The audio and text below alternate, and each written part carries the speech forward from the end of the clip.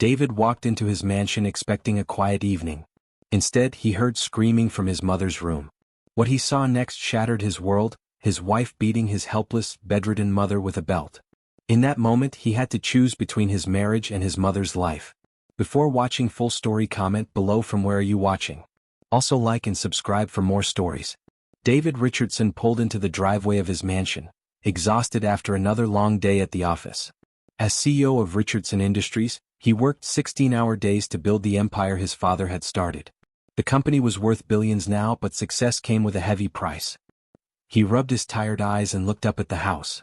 All the lights were on, which was strange for 9 p.m. Usually, his wife Sarah would be reading in the living room, and his mother would be resting in her bedroom on the first floor. His mother, Margaret, had been living with them for 2 years now. At 73, she suffered from severe arthritis and diabetes. Her legs barely worked anymore and she spent most days in bed. David had hired the best doctors and nurses, but her condition kept getting worse. She was the most important person in his life, the woman who had raised him alone after his father died when David was just 12. David parked his Tesla and walked toward the front door. He was thinking about the merger deal he needed to finish tomorrow when he heard something that made his blood freeze. Screaming. His mother's voice, crying out in pain.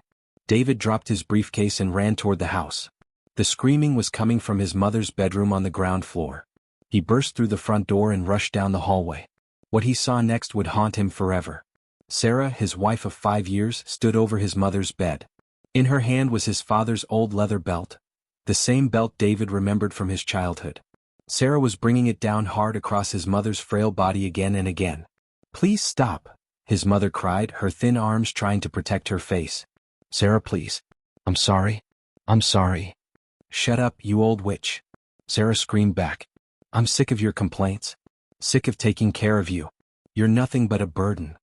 The belt came down again, this time across his mother's hands as she tried to shield herself. David stood frozen for a moment, unable to believe what he was seeing. This couldn't be real. Sarah, the woman he loved, the woman who smiled sweetly at charity events and told everyone how much she cared for his mother, this same woman was beating a helpless old lady. "Stop," David roared. Sarah spun around, her face red with anger and sweat. When she saw David, her expression changed instantly. The belt fell from her hands. "David, you're home early," she said, trying to sound normal. But her voice was shaking. David looked at his mother on the bed. Margaret's nightgown was torn. Red marks covered her arms and face. Tears streamed down her cheeks as she looked at her son with pleading eyes. "Mom," David whispered, moving toward the bed. "I can explain," Sarah said quickly. She was being difficult. She wouldn't take her medicine and she... "Get out," David said quietly, not taking his eyes off his mother. "David, listen to me." "Get out," he shouted, his voice echoing through the room. Sarah backed toward the door. "You don't understand how hard it is to take care of her every day. She's demanding and rude and..." David turned to look at his wife. The fury in his eyes made her stop talking. "If you say one more word, I will call the police right now," he said in a voice so cold it could freeze fire. Sarah's face went white. She hurried out of the room. David knelt beside his mother's bed and gently took her hands in his. They were shaking. "Mom, are you okay? Where does it hurt?" Margaret tried to speak but only sobs came out. David had never seen her so broken. This was the woman who had worked 3 jobs to pay for his college. The woman who had stayed up all night when he was sick. The woman who had cheered the loudest when he graduated from Harvard Business School. "It's okay, Mom. I'm here now. You're safe." He called his personal doctor, Dr. Williams, and asked him to come immediately.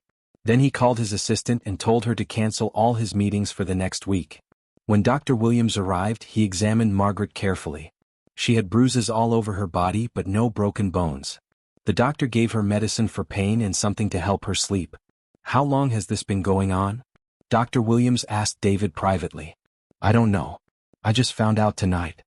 The doctor shook his head sadly. "These bruises are old and new. This has been happening for weeks, maybe months." David felt sick to his stomach. How had he missed this? How could he have been so blind? After the doctor left, David sat beside his mother's bed and held her hand until she fell asleep. His mind was racing. He thought about all the times in recent months when his mother seemed scared or nervous around Sarah. He remembered how quiet she had become. He had thought she was just getting sicker, but now he realized the truth. Sarah had been hurting her for months, and he had been too busy with work to notice.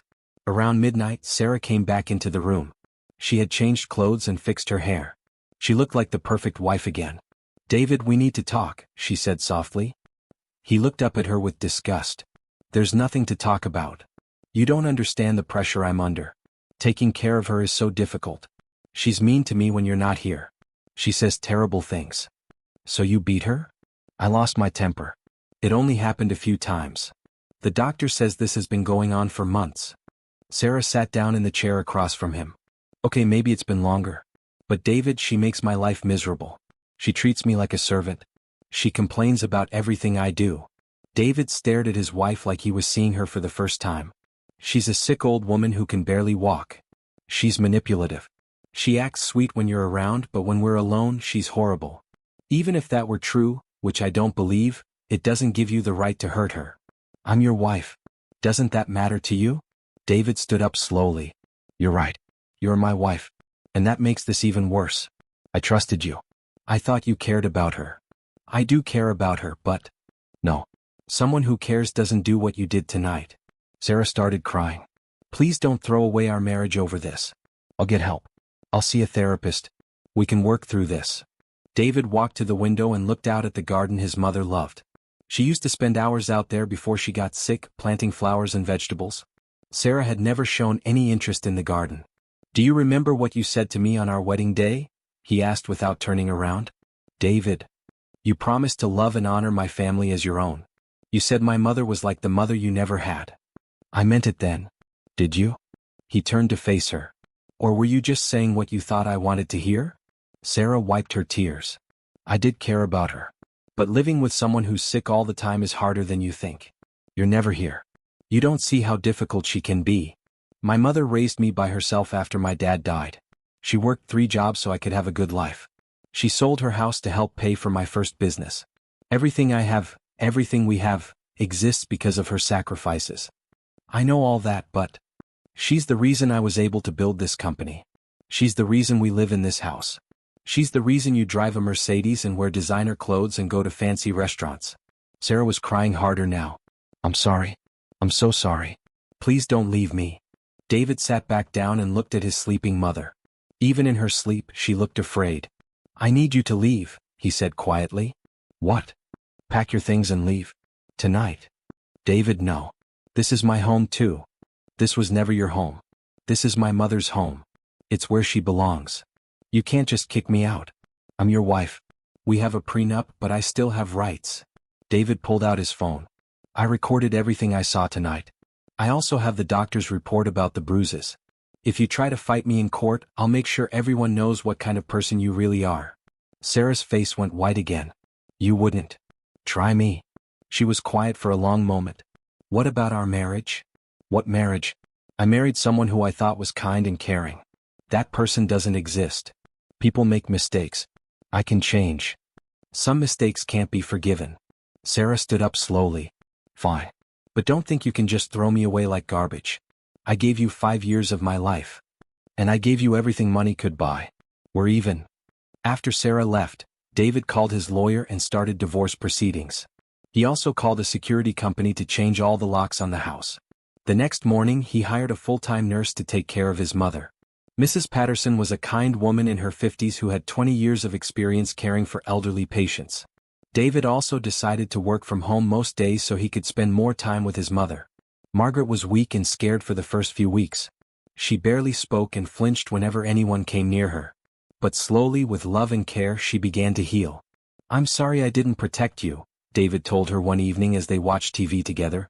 "You didn't know," she said softly. "I should have known. I should have paid more attention." Margaret took his hand.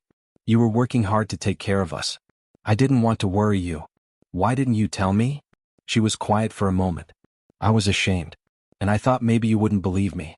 Sarah was so good at acting nice when you were around." David felt a deep sadness in his chest.